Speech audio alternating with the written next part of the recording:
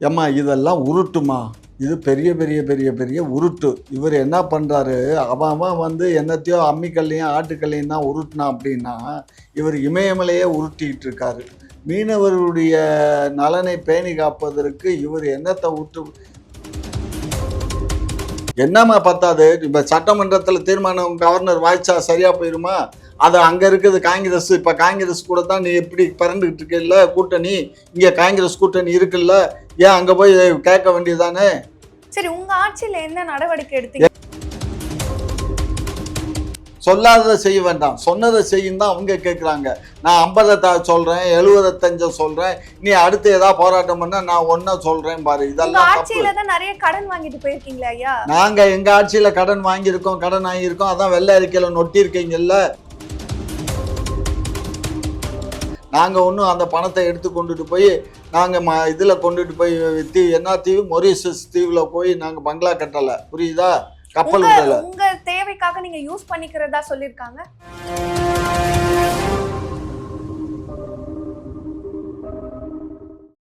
குக்கு செய்திகள் நேயர்களுக்கு வணக்கம். நான் உங்கள் லாவண்யா. இன்னைக்கு நம்ம நேர்காணல்ல நம்மோட இணைந்திருப்பவர் முனைவர் திரு காமாட்சி நாயுடு அவர்கள். வணக்கம் சார். வணக்கம் சார். இன்றைய ஆளுநர் உரையில தமிழ்நாடு அரசு போர்க்கால அடிப்படையில ஆசிரியர்களுக்கான பணியிடங்கள் நிரப்பப்படும் அப்படின்னு அறிக்கை வெளியிட்டிருக்காரு. ஸோ இதை பத்தின உங்களுடைய கருத்து என்ன சார்? சந்தோஷமான செய்தி, நான் வரவேற்கிறேன். ஏற்கனவே நிலுவையில் இருக்கு. டிஎன்பிசி எக்ஸாம் எழுதி நிறைய பேர் வந்து பணி நியமனம் தராமல் நிலுவையில் இருக்குது. பல்வேறு காரணங்களால் முந்தைய அரசு அதை அந்த ஆசிரியர்களை நியமிக்காமல் பெண்டிங்கில் வைத்திருந்தார்கள்.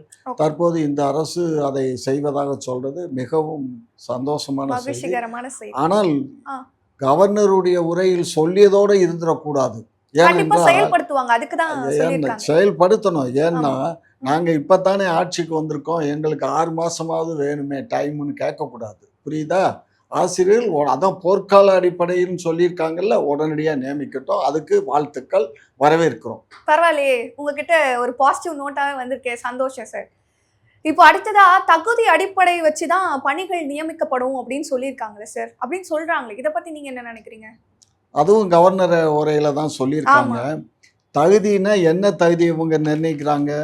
ஒவ்வொரு வேலைக்கும் ஒவ்வொரு தகுதி இருக்கும். அதுக்கு தான் டிஎன்பிசி இருக்குது. குரூப் 4 இருக்குது, குரூப் 2 இருக்குது, குரூப் 1 இருக்குது. அதன் மூலியமாக தானே இதுவரை நடக்குது. இதுவரை நியமனங்கள்லாம் எதுவுமே வந்து நேரடி அப்பாயின்மெண்ட் கிடையாது. முன்பு ஒரு காலத்தில் பிஆர்ஓ போஸ்ட்டு, அதாவது அசிஸ்டன்ட் பிஆர்ஓ போஸ்ட் வந்து நேரடியாக பண்ணாங்க. அதையும் கூட நிப்பாட்டி அதையும் குரூப்பு 2 மூலியமாக தான் எடுத்துக்கிட்டு இருக்காங்க. அப்படி இருக்கும்போது தகுதியினுடைய அடிப்படையில் நியமிக்கட்டும், தப்பு இல்லை. அது என்ன டிஎன்பிசி மூலியமாக தானே எடுக்க போகிறாங்க. அப்போ தகுதியினுடைய அடிப்படைன்னு சொல்லிட்டு இவங்களா என்ன, யார் என்ன படிச்சிருக்காங்களோ அதுக்கு தகுந்த மாதிரி இவங்களா ஏற்கனவே ஒன்றிய அரசு இந்த மாதிரி நிறைய வேலைகள்லாம் கல்மிச வேலைகள்லாம் பண்ணுச்சு. அது மாதிரி இவங்களும் இந்த கல்மிச சில்மிச வேலைகளை செய்ய போகிறாங்களா?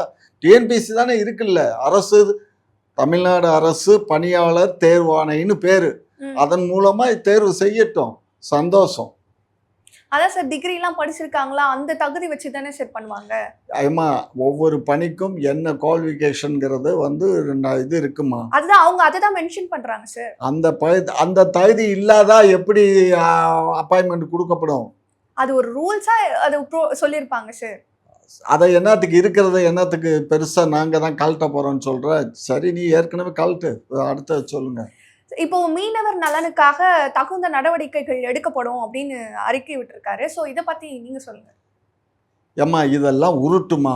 இது பெரிய பெரிய பெரிய பெரிய உருட்டு. இவர் என்ன பண்றாரு, அவன் வந்து என்னத்தையோ அம்மிக்கல்லையும் ஆட்டுக்கல்லையும் தான் உருட்டினான் அப்படின்னா, இவர் இமயமலையே உருட்டிகிட்டு இருக்காரு.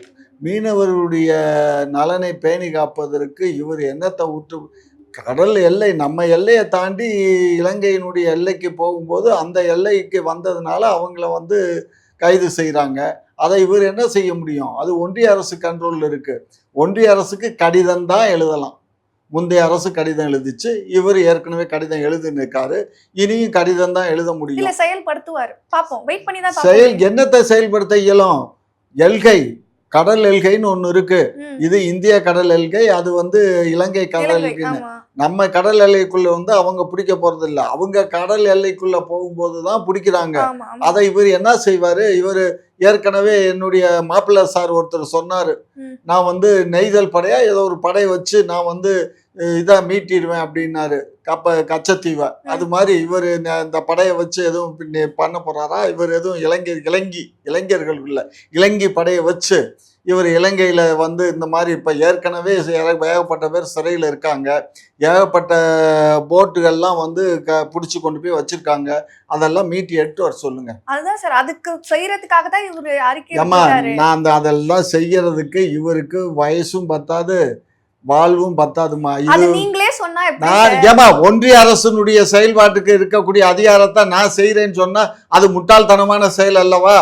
மீனவர்களுக்கு வேற ஏதாவது கடன் கொடுக்குறேன், அதை கொடுக்குறேன், இதை கொடுக்குறேன், மீனுக்கு அங்காடி திறக்கிறேன்னா வரவேற்கலாம். மீனவர்களுடைய மிகப்பெரிய பிரச்சனையே வந்து அவங்க கடல் எல்லை மாறி போகும்போது கைது செய்யப்படுறது, அவங்கள மீட்டி கொண்டுட்டு வர்றதுதான் பிரச்சனை. இதுதான் மீனவர்களுக்கு தலையாய பிரச்சனையா இருக்கு. இந்த பிரச்சனையை தீர்க்க நேற்று இன்று அல்ல, பல்லாண்டு காலமா இந்த பிரச்சனை இருந்து கொண்டுதான் இருக்கு. நம்மள்கிட்ட வந்து நன்கொடையா பணத்தெல்லாம் வாங்கிக்கிட்டு இதே இலங்கை அரசு நம்மவர்கள் அங்க மீன் பிடிக்கும் போது ஏதோ கொஞ்சம் தப்பி தவறி உள்ள போயிட்டா உடனே கைது பண்ணி அந்த மீன்களை எல்லாம் அழிச்சு வச்சு போட்டு பல லட்சம் ரூபா போட்டு வாங்கின போட்டையும் பிடிச்சி கொண்டுட்டு போய் நாசமாக்கி குப்பையை அள்ளி கொடுத்த மாதிரி கொடுக்குறாங்க. கோர்ட்டில் சிறையில் அடைச்சு அந்த கோர்ட்டு மூலியமா அவங்கள 1 வருஷம் 2 வருஷம் விடுதலை பண்ணி வரும்போது அந்த போட்டு ஒன்றும் இல்லாமல் போகுது. ஆகையினால இதுல வந்து அவர் ஒன்றும் பண்ண முடியாதுமா. பண்ணுனா ரொம்ப சந்தோஷம்மா. சரி, வெயிட் பண்ணி பாப்போம் சார். அதான் வெயிட் பண்ணி பார்ப்போம். பொறுமையா சந்தோஷம். இருந்தா தானே. ஏமா இங்க எப்போதும் பாருமா, எல்லாம் சந்தோஷம்மா, சரி. ரொம்ப ரொம்ப சந்தோஷம்மா. மீனவருடைய நலன்ல அக்கறை. ஏன்னா ம், அந்த மீனவர் தான் இன்றைக்கு ஃபைனான்ஸ் மினிஸ்டர். ம். யாரு? மீனவர் இன்றைக்கு ஃபைனான்ஸ் மினிஸ்டரா வந்திருக்காரு. ஆகையினால செய்யுங்க, ரொம்ப சந்தோஷம். சரிங்க ஐயா. காவேரி நீர் இப்போ வந்து நம்மளுக்கு சரியாவே கிடைக்கிறது இல்லையா? இதுக்கான நடவடிக்கை என்னதான் எடுக்கிறாங்க ஐயா? என்ன எடுக்கணும் நீங்க நினைக்கிறீங்க? ஏம்மா காவேரி நீர் வந்து ஏற்கனவே நமக்கு வந்து 600 டிஎம்சி வந்து கொடுக்கணும்னு சொல்லி ஏற்கனவே உச்ச நீதிமன்றத்தில் தீர்மானிக்கப்பட்டு நடுவர் மன்றத்தில் ம், எப்பப்போ தண்ணீரை வந்து திறந்து விடணும்னு சொல்லி ஒரு காலக்கெடுவு நிர்ணயம் பண்ணி அந்த காலக்கெடுவுக்கு பார்த்தா தண்ணி திறக்கணும். இப்போ நமக்கு தண்ணி தர வேண்டியது ஏகப்பட்ட கிட்டத்தட்ட 300-350 டிஎம்சி தண்ணீர் அவங்க தர வேண்டிய அரியர் இருக்கு. ம். அவங்க என்ன பண்ணுறாங்க, நமக்கு ஓவர்ஃப்ளோ வாட்டர் வருது பாரு, மழை காலங்களில் ஆமா, ஓவர்ஃப்ளோ ஆமா. வாட்டர் வரும்போது ம், அந்த ஓவர்ஃப்ளோ வாட்டரை திறந்து விட்டு ம், அதை கணக்கில் எடுத்துக்கிறானுங்க. ம். நாங்கள் இவ்வளோ தண்ணி திறந்துருக்கோம், இவ்வளோ தண்ணி திறந்து பார்த்தா அந்த தண்ணி எங்களுக்கு திறக்காம நீயே வச்சுக்கடா, உன் நாடு அழியட்டும், எதுக்கு எங்களுக்கு திறந்து விட்ற? இதெல்லாம் வந்து ஃப்ராடு. ம், இது நேற்று இன்னைக்கு பிரச்சனை இல்லைம்மா. ராணி மங்கம்மாள் ஆட்சி காலத்திலே இது பிரச்சனை. ராணி மங்கம்மாள் காலத்திலேயே அங்கே டேம் கட்டும்போது அந்த டேமை வந்து எப்படியாவது படையை தட்டிட்டு போய் நம்ம உடைக்கணும்னு சொல்லி ராணி மங்கம்மாளும் அப்போ தஞ்சை ஆண்டுகிட்டு இருந்த மன்னர் 2 பேரும் சேர்ந்து திருச்சியை கடக்கும்போது மிக பிரம்மாண்டமான மழை பெஞ்சு அந்த ம், டேமெல்லாம் உடைஞ்சு ஆற்றுல வெள்ளமாக வந்ததுனால அன்றைக்கு அந்த படையெடுப்பு நின்று போச்சு. ம். ஆனால் இன்னைக்கு அந்த மாதிரி நம்ம படையை திரட்டிட்டு போயெல்லாம் ஒன்றும் பண்ண முடியாது. ஏன்னா இது ஜனநாயக நாடு, இது ஒன்றிய அரசு தான் இது கடுமையாக சொல்லணும். இந்த ஒன்றிய அரசு வந்து சிண்டு மூற்ற வேலை. காங்கிரஸ் அரசாக இருந்தாலும் சரி, இன்றைக்கு இருக்கக்கூடிய பாரதிய ஜனதா கட்சி அரசாக இருந்தாலும் சரி, அவர்கள் இருவருக்குள் அடிதடியாக நடக்கட்டும்னு தான் பார்க்குறாங்களே தவிர மனிதாபிமான அடிப்படையில் இதை தீர்க்க விரும்பலை. ம். 2வது தத்திரம் பிடிச்சவன் ஆட்சி என்றைக்கு மாண்புமிகு ஜோசப் விஜயனுடைய ஆட்சி வந்துச்சோ, இன்றைக்கு வந்து ஏற்கனவே 5 ஆண்டு காலமாக வந்து நமக்கு 114 அடி தண்ணீர் உயரம் மட்டும் இருக்கும். ம். நம்ம தண்ணி திறந்து விடுவோம், அடுத்த ஒரு 15 நாள் 20 நாளையில் மழை வந்துடும், நம்ம கண்டினியூவாக விவசாயத்துக்கு நம்ம குறுவை சாகுபடிக்கு நம்ம தண்ணி திறந்துக்கிட்டு இருந்தோம். நம்ம தண்ணி இல்லாமல் எப்பயும் அதிகமான வாட்டர் ஃப்ளோ வந்ததுனால தான் நாசமாக போச்சுன்னு தான் டெல்டா விவசாயிகள் சொன்னாங்களே தவிர தண்ணி இல்லாமல் காஞ்சு போச்சு, வறண்டு போச்சு. ஐயா, அதற்கு நம்மளும் ஒரு விதத்துல காரணம் தானே. மரங்களை வெட்டிடுறோம், தண்ணியை வந்து வேஸ்ட் பண்றோம், இந்த ஏம்மா மாதிரி நிறைய விஷயங்கள் இருமா, இருக்குல்ல ஐயா. மரங்களை வெட்டுறதுக்கும் டேம்ல மேட்டூர் டேம்ல தண்ணி வர்றதுக்கும் இப்ப என்ன மழை பெய்யலன்னா சம்பந்தம்? அதுக்கு என்ன காரணம் ஐயா? மழை பெய்யாததுக்கு காரணம் இங்கே மழை பெய்யுது. எங்கே பெய்யுது? இன்றைக்கு நாகர்கோவில் டிஸ்ட்ரிக்டில் மேற்கு தொடர்ச்சி மலையில் மழை பெஞ்சு இன்றைக்கு கன்னியாகுமரி டிஸ்ட்ரிக்டில் எல்லா டேமும் ஃபுல்லாகிடுச்சு, இன்க்ளூடிங் ஆஃப் திருநெல்வேலி, தாமிரபரணி கூட ஃபுல்லாக இருக்குது. இதில் பாபநாசம் அணையில். இங்கே தான் பண்ண முடியல. என்ன காரணம்? இது கொடவனார் அணை அங்க இருக்குல்ல கர்நாடகால. ஆமா. அங்க மழை பெஞ்சா அவன் அவன் உபயோகப்படுத்திக்கிறான். ம். 2வது அந்த உபரியை தான் நமக்கு நமக்கு பண்றான். கிடைக்குது. இதுதான் பிரச்சனையே. ம். புரியுதுங்களா? ம். இது தெரியாம நிறைய பேர் பண்றான். நான் இன்னைக்கு நேத்து இல்லம்மா. கிட்டத்தட்ட 30 ஆண்டு காலத்துக்கு முன்னாடி இதே துரைமுருகன் வந்து நீர்வளத்துறை அமைச்சரா இருந்தார் அப்பமே. அப்பமே நான் சொன்னேன், நான் உபரி நீரை வந்துட்டு நான் இத்தனை டிஎம்சி கொடுத்தேன் அத்தனை டிஎம்சி கொடுத்தேன்னு சொல்லி கர்நாடக அரசு சொல்றான். இதை கேட்டுக்கிட்டு இதை வந்து சட்டமன்றத்துல தீர்மானமா சொல்றாரு துரைமுருகன் அவர்கள். இது செல்லாதுன்னு நான் பேசியிருக்கேன் அப்பமே. ம். சரிங்களா? ம். ஆகையினால இது இப்ப இவங்க இன்னைக்கு பாருங்க, சப்போஸ் இன்னைக்கு ராத்திரியோ நாளைக்கோ ம். மழை பெஞ்சதுன்னு வச்சுங்க, ம். தண்ணி ஆட்டோமேட்டிக்கா வந்துரும். ஆ. அதை வச்சுக்கிட்டு நாங்க திறந்து விட்டோங்கிறது கேலிக்கூற்று. இன்றைக்கு வந்து டேம்ல தண்ணி இல்லை. இந்த 12ஆம் தேதி வருஷம் 12ஆம் தேதி திறந்தோம் அந்த 5 ஆண்டு காலமா. அது இப்ப திறக்க முடியாத சூழ்நிலையா ஆயிப்போச்சு. தண்ணீர் ரொம்ப வற்றி போச்சு. இந்த சூழ்நிலையில கண்டிப்பா இவங்க நமக்கு தண்ணியை திறக்கணும். குறைஞ்சபட்சம் ஒரு 10 டிஎம்சி தண்ணியாவது திறந்து விட்டாங்கன்னா நம்ம குறுவை சாகுபடி நாத்து பாவுவதற்கு அவங்களுக்கு தண்ணீரை நம்ம திறந்து விட இயலும். இப்ப நாத்து பாவுறது கூட நம்மளால தண்ணீரை திறந்து விட முடியல. இப்படி ஒரு இக்கட்டான சூழ்நிலையை உருவாக்குனது யாரு? ஜோசப் விஜயுடைய ஆட்சி. அதற்கு இந்நேரம் அவங்க ஆட்சிக்கு வந்த உடனே எங்களுக்கு 10 டிஎம்ஸ் தண்ணி கொடுக்கணும்னு உடனே நடுவர் மன்றத்தை கூட்டணும்னு சொல்லி பிரச்சனையை கிளப்பி நடுவர் மன்றத்து மூலியமா வந்திருக்கணும். இவங்க எதுக்கு எடுத்தாலும் எனக்கு 6 மாசம் வேணும் 6 மாசம் வேணும் 6 மாசம் வச்சுக்கிட்டு என்ன பொண்டாட்டியை கட்டி புள்ள பெற போறேன் 6 மாசத்துல? எதுக்கு 6 மாசம்? ஆட்சிக்கு வந்து 35 நாம இப்ப 40 நாள் ஆயிடுச்சா? இந்த 40 நாள் பத்தாதா? என்னம்மா பத்தாது? இப்ப சட்டமன்றத்துல தீர்மானம் கவர்னர் வாய்ச்சா சரியா போயிருமா? அது அங்க இருக்குது காங்கிரஸ். இப்ப காங்கிரஸ் கூட தான் நீ எப்படி பறந்துகிட்டு இருக்கல கூட்டணி. இங்க காங்கிரஸ் கூட்டணி இருக்குல்ல, ஏன் அங்க போய் கேட்க வேண்டியதானே? சரி, உங்க ஆட்சியில என்ன நடவடிக்கை எடுத்தீங்க? எங்க ஆட்சியில நாங்க தான் மக்களுக்கு எந்த விதமான வாட்டர் ப்ராப்ளம் இல்லாத அளவுக்கு தண்ணி இருந்துச்சு எங்கள்கிட்ட. நாங்க தான் விட்டோமே. அப்போ நல்ல மழை பெஞ்சது, நல்ல மழை பெஞ்ச இங்க இருந்தது பாருமா, ஐயா. மழை பெஞ்சாலும் நாங்கள் டிஎம்சி எங்களுக்கு வந்து கொடுக்க வேண்டிய இந்த 600 டிஎம்சி தண்ணியை திறந்து விடணும்னு சொல்லி ஒவ்வொரு முறையும் நாங்க போராடி இவன் நடுவர் மன்றம் சொல்ற தீர்ப்பை அவன் இது பண்ண மாட்டான். நடுவர் மன்றம் சொல்ற தீர்ப்பை யாரும் ஏத்துக்க மாட்டான். கர்நாடக அரசு ஏத்துக்காது. உடனே நாங்க என்ன பண்ணுவோம், உடனே சுப்ரீம் கோர்ட்டுக்கு போய் உடனடியாக ஆணை வாங்குவோம். இல்லை உன் கவர்மெண்ட்டே டிஸ்மிஸ் பண்ணிடுவோன்னு போன முறை கூட நாங்கள் ஒரு முறை ஆர்டர் வாங்கியிருக்கோம். அந்த அளவுக்கு நாங்கள் வந்து வேகமாக இருக்கணும். ஏமா கிட்டத்தட்ட 12 மாவட்டங்கள் வந்து இந்த காவேரி டெல்டா வாசனத்தை நம்பி அந்த வாழ்வாதாரம் அதை நம்பி தான் இருக்கு. அப்ப அது முக்கியம் இல்லையா நமக்கு? போர்க்கால அடிப்படையில் ஆசிரியர்கள் நியமிக்கிறேன்னு சொல்லக்கூடிய மாண்புமிகு திரு ஜோசப் விஜய் அவர்கள் இதை வந்து நான் டெல்டா பாசான வசதி டெல்டா விவசாயிகளுக்கு நான் உடனடியாக டெல்லி சென்று அந்த நடுவர் மன்றத்தை கூட்டி எனக்கு தண்ணீரை திறந்து விடணும் அப்படின்னு சொல்லி கேட்கலாம். அப்படி இல்லையா சுப்ரீம் கோர்ட்டில் ஒரு கேஸை போடு, எனக்கு உடனடியாக ஒரு 300 டிஎம்சி 400 டிஎம்சி இப்போ நமக்கு கொடுக்க வேண்டிய அரியர் ஆஃப் டிஎம்சி கொடுக்க சொல்லும். அங்கே தண்ணி இருக்குது டேமில் முன்னையெல்லாம் தண்ணி இல்லாத போது என்ன சொல்லுவாங்க, எங்கள்கிட்ட தண்ணி இல்லாதனால திறக்க முடியலம்மா. இப்போ தண்ணி தான் அங்கே இருக்குல்ல, திறக்க வேண்டியது தானே. இதை கேட்டு வாங்குறது யாரு பண்ணணும்? திரு ஜோசப் விஜய் அவர்களும் நீர்வளத்துறை அமைச்சரும் தானே பண்ணணும். பண்ண சொல்லுங்க. பண்ணுவார் ஐயா, கொஞ்சம் கொஞ்சமா ஆக்ஷன் அதான் கொஞ்சம் கொஞ்சமா 6 மாசம் கழிச்சு பண்ணுவாரு. 6 மாசம் ஏற்கனவே இங்க பாலமா வெடிச்சு கிடக்கு நிலம் பூராம. இனி மொத்தமா வெடிச்சு விவசாயம் பண்றதுக்கு லாய்க்கு இல்லாத போனதுக்கு அப்புறம் பண்ணுவாரு. பொறுத்துருங்க. ஏன்டா இந்த அநியாயம் பண்றீங்க? நாசமா போக. மக்கள் அவ்வளவு நம்பிக்கை வச்சிருக்காரு, கண்டிப்பா ஏமாற்ற மாட்டாரு ஐயா. ஆமா ஏமாத்த மாட்டாரு. அதனாலதான் வந்து கேளு, அதனாலதான் பாலமா வெடிக்க விட்டாரு. கரண்ட், அதாவது 3 ஃபேஸ் ஐயா. கரண்ட். இப்ப இருக்கிற நீர்நிலைகளை நம்ம பாதுகாக்கிறோமா?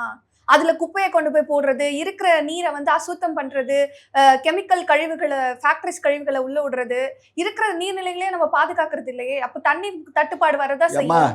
இருக்கிற நீர்நிலைகளை பாதுகாப்பு பண்ணல, விவசாய நீர்நிலைகள்லாம் பாதுகாக்கப்படுது. நகர்ப்புறங்கள்ல இருக்கக்கூடியதுல தான் அவங்க கொண்டு குப்பையை கொட்டுறாங்க. அதுவும் கடந்த 5 காலத்துல வந்து எங்க ஆட்சி வந்ததுக்கு அப்புறம் இந்த பல்லாபுரம் அந்த ஏரியாக்கள்ல இருந்த நீர்நிலைகள்லாம் அந்த குப்பைகளை எல்லாம் வாரி எடுத்து அதெல்லாம் செம்ம பண்ணி இன்றைக்கு அதை சுற்றி ஒரு பூங்கா மாதிரி போட்டு ரொம்ப பிரமாதமாக ஒரு 3 இதை வந்து நாங்கள் அமைச்சிருக்கோம். சரிங்களா? அதனால இதெல்லாம் வந்து வாய்க்கு பத்தாத பேச்சு. இது ஒரு காலத்தில் இருந்திருக்கலாம், நீர்நிலைகளில் கொண்டு குப்பையை கொட்டினாங்கிறது. தொடர்ந்து நடந்துகிட்டு இருக்கு. இப்ப எல்லாம் காணொளிகள் வருது. ஏன்பா எவ்வளவு காணொளிகள் வருது இந்த மாதிரி சரி பண்ணுங்க இங்க பாருமா, அப்படின்னு. அதெல்லாம் பண்ணிக்கிட்டு தான்மா இருக்காங்க. ம். ஆனா இந்த அரசு வந்து இப்ப 40 நாள் ஆயிடுச்சு. ம். இனிமே வந்து இதுக்கு அவங்க ஸ்டெப் எடுக்கணும். பார்ப்போம், முயற்சிப்பாங்களா என்னன்னு பார்ப்போம். பொறுத்து இருந்து பார்ப்போம். நீங்க தான் சொன்னீங்கல்ல, ஆமா பாருங்க. பாப்பா 6 மாசம் இருக்காருல, 6 ம். மாசத்தை 10 மாசமா ஆக்க சொல்ல, அப்பதானே டெலிவரி ஆகும். நீங்க எப்ப பார்த்தாலும் அங்க சுத்தி இங்க சுத்தி ஏம்மா, அதுக்கே வருவீங்க. ஒரு இல்லம்மா, 6 நாகரிகமாவே பேச மாசம் 6 மாட்டீங்களா? மாசம்னா என்ன குறை பிரசவமா? 6 மாசங்கிறது குறை ஏன் பிரசவம். வேற உதாரணம் பேசவே வேற மாட்டீங்களா? என்ன உதாரணம் சொன்னா எப்ப உனக்கு பட்டுன்னு பார்த்தாலும் புரியும். இதுவே. பட்டுன்னு புரியணும்னா இப்படி சொன்னா தான் புரியும் மக்களுக்கு. ம். இல்லைன்னா மக்களுக்கு இல்ல புரியாது. எல்லாருக்கும் எல்லாமே புரியுது. மக்கள் பாஷையில தான் நம்ம பேசணும். நம்ம பாஷையில பேசினா மக்களுக்கு புரியாது. புரிஞ்சுக்கோங்க. சொல்லுங்க, கேளுங்க. ஐயா இப்போ 50,000ல இருந்து விவசாய கடன் தள்ளுபடி சொல்றேன். 50,000ல இருந்து 75,000 உயர்ந்திருக்கு. சோ இத பத்தி என்ன நினைக்கிறீங்க? ஒரு நல்ல விஷயம் தானே கொண்டு வந்திருக்காரு. 4 நாளைக்கு முன்னாடியே இதை வந்து திரு மாண்புமிகு ஜோசப் விஜய் அவர்கள் ஒரு கூட்டத்தில் அறிவிச்சாரு. ம். உடனே விவசாயிகள் வந்து இது எங்களுக்கு ஏற்புடையது அல்லன்னு போராட்டம் பண்ணிட்டு தான் இருக்காங்க. ம். இது விவசாயிகளுக்கு இது போராதுன்னு போராட்டம் பண்றாங்க. அவங்க கேட்கறது முழுமையா கடனை தள்ளுபடி பண்ணுன்னு தானே இவர் சொன்னாரு. நான் ஆட்சிக்கு வந்த உடனே விவசாய கடன் முழுமையாக தள்ளுபடி செய்யப்படும் சொன்னார்ல. நீ சொன்னதை செய், சொல்லாததை செய்ய வேண்டாம். சொன்னதை செய்யும் தான் அவங்க கேட்குறாங்க. நான் 50 சொல்றேன், 75 சொல்றேன், நீ அடுத்து ஏதாவது போராட்டம் பண்ணா நான் ஒன்ன சொல்றேன் பாரு. உங்க இதெல்லாம் தப்பு. ஆட்சியில தான் நிறைய கடன் வாங்கிட்டு போயிருக்கீங்களா ஐயா? நாங்க எங்க ஆட்சியில கடன் வாங்கியிருக்கோம், கடன் வாங்கியிருக்கோம். அதான் வெள்ளை அறிக்கையில நொட்டி இருக்கீங்கல்ல. நாங்க கடன் வாங்கினது எதுக்கு வாங்கினோம்? இன்ஃப்ராஸ்ட்ரக்சர்ஸ் டெவலப் பண்ணியிருக்கோம். வாங்கின கடனுக்கு வட்டி கட்டி இருக்கோம். புரிஞ்சுக்கோ. உங்களாலதான் வந்து கடன் அதிகமாயிருக்கு ஐயா. இந்தம்மா அந்த எல்லாரும் வேலையெல்லாம் மக்கள் இப்படிதான் இந்த பாரு, விமர்சனம் பண்றாங்க. ஒரு மக்களுக்கு எதிர்க்கட்சிகள் 1 எல்லாருமே. லட்சம் ரூபாய் கடன் இருக்குன்னு அறிக்கையில கொடுத்துருக்காங்க. ஒரு விஷயம் புரிஞ்சுக்கோ. ம். 4,80,000 கோடி வந்து முந்தைய அரசு கடன் வச்சிருந்தது. அதுக்கப்புறம் நாங்க வாங்கினோம். நாங்க வாங்கினோன்னா 2,13,000 கோடி வந்து வட்டி கட்டி இருக்கோம். இப்ப அதுக்கப்புறம் நாங்க வாங்கின 4 லட்சத்துல வந்து 2,13,000 போனா பேலன்ஸ் எவ்வளவு வாங்கியிருக்கோம்? நாங்க வாங்கின பணத்துக்கு நாங்க அறிக்கை விட்டுருக்கோம் சட்டமன்றத்திலே. எத்தனை இன்ஃப்ராஸ்ட்ரக்சர்ஸ் நாங்க டெவலப் பண்ணியிருக்கோம், எவ்வளோ பணம் இது பண்ணியிருக்கோங்கிறத சொல்லியிருக்கோம். புரியுதுங்களா? நாங்க ஒன்றும் அந்த பணத்தை எடுத்து கொண்டுட்டு போய் நாங்க இதுல கொண்டுட்டு போய் என்ன தீவு, மொரீஷியஸ் தீவுல போய் நாங்க பங்களா கட்டல. புரியுதா? கப்பல் விடல. உங்க தேவைக்காக நீங்க யூஸ் பண்ணிக்கிறதா சொல்லிருக்காங்க. ஏம்மா, ரோட்ல போற எது வேணாலும் சொல்லலாமா? அது உண்மையா இருக்கணும்ல. உண்மை இல்லாத தகுதி நீ அரசு வந்திருக்குல்ல, நாங்க ஊழல் பண்ணியிருக்கோம்னு சொல்றீங்கல்ல. ஆமா. ஊழல் பண்ணியிருக்கோம்னா இப்போ உங்கள்கிட்ட இருக்கு, போலீஸ் இருக்கு, சிபிசிஐடி இருக்கு, விசாரணை பண்ணுங்க, எங்கள் மீது குற்றப்பத்திரிகை தாக்கல் செய்யுங்க, நாங்க எதிர்த்து வழக்காடுறோம், நீதிமன்றம் தீர்ப்பு கொடுக்கட்டும், நாங்க குற்றவாளின்னு அன்னைக்கு பார்ப்போம். மக்கள் எல்லாருமே இந்த குற்றம் தான் உங்க மேல வச்சிருக்காங்க. அதற்கு தகுந்த நடவடிக்கை எடுக்கப்படும்னு சொல்றாங்க மக்கள். மக்கள் சொல்றாங்கன்னு மடத்தனமாலாம் பேசக்கூடாது என்கிட்ட. எந்த மக்கள் கரண்ட் இல்லைன்னு சொல்லி அதாவது ராத்திரியில எல்லாம் ரோட்ல வந்து நின்றுட்டு மறியல் பண்ணிட்டு உட்காந்து இருக்குது. இதை போய் மக்கள் சொல்றாங்கன்னு இந்த அரசு அப்படியே கடிச்சு துப்பணும். வந்து 40 நாளையிலேயே ஒரு விஷயத்தை செய்யலை. கரண்ட் கட்டு இதை கூட பாதுகாக்க முடியல. தண்ணீர் பிரச்சனை இல்லை. இவர் எல்லாமே மாவட்டங்கள் தோறும் நீர்நிலைகளை சரி செய்து நாங்கள் நீர்நிலைகளை சரி செஞ்சால் ஆட்டோமேட்டிக்காக ஜூலை ஆகஸ்டில் மான்சூன் ஆரம்பிச்சிருச்சு. இப்போ மழை பெய்ய போது அங்கங்கே குடிநீர் தட்டுப்பாடு இல்லாமல் போரில் தண்ணி வரப்போது, மோட்டரை போட போகிறோம், டேங்கில் ஏற்ற போகிறோம், குடி தண்ணீரை கொடுக்க போகிறோம். நீ என்ன கழட்ட போகிற? ஒன்றால் கழட்ட முடியாது. இங்கே பாரு, வாட்டர் போர்டுன்னு ஒரு டிபார்ட்மெண்ட்டு. வாட்டர் போர்டில் நான் மேஜர் கான்ட்ராக்டர், பல பெரிய டேங்குகளை கட்டினவன்.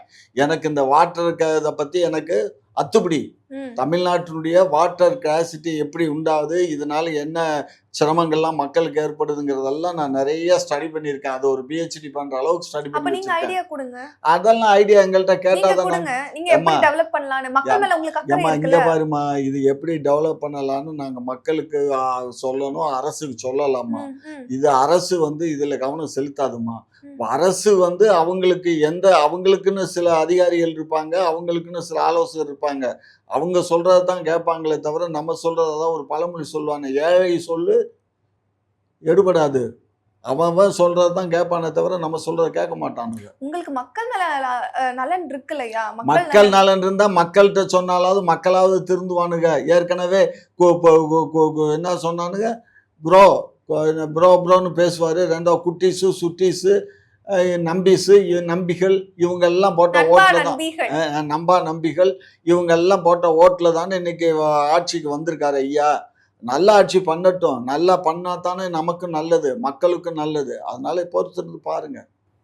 மேகதாது அணை கட்டக்கூடாதுன்றது வந்து சட்டமன்றத்துல ஒரு தீர்மானம் விட்டுருக்காங்க. ஸோ இத பத்தி என்ன ஐயா நீங்க நினைக்கிறீங்க? ஏம்மா இது நம்ம ஏற்கனவே பலமுறை வந்து முந்தைய அரசு வந்து தீர்மானங்கள் நிறைவேற்றி கவர்னருக்கே நம்ம அனுப்பிச்சிருக்கோம்மா. இது தவிர சுப்ரீம் கோர்ட்டில் வழக்கு தொடுத்திருக்கோம். நடுவர் மன்றத்தில் நம்ம கம்ப்ளைண்ட் பண்ணியிருக்கோம். இது பலமுறை நம்ம முந்தைய திமுக அரசு டிஸ்கஸ் பண்ணி பண்ணணும். அப்போ தான் ஒன்றிய அமைச்சர் என்ன சொன்னார்னா, தமிழ்நாடு அரசினுடைய ஒப்புதல் இல்லாமல் அங்கே வந்து டேம் கட்டுறதுக்கு நாங்கள் அனுமதிக்க மாட்டோம் ம். அப்படின்னு சொல்லி ஒன்றிய அரசு வந்து அவர் ஏற்கனவே பார்லிமெண்ட்லேயே சொன்னார். பார்லிமெண்ட்டில் சொன்னது பார்லிமெண்ட் புத்தகத்தில் ஏறிடும். அதில் வந்து தவறு நடக்க சான்ஸ் இல்லை.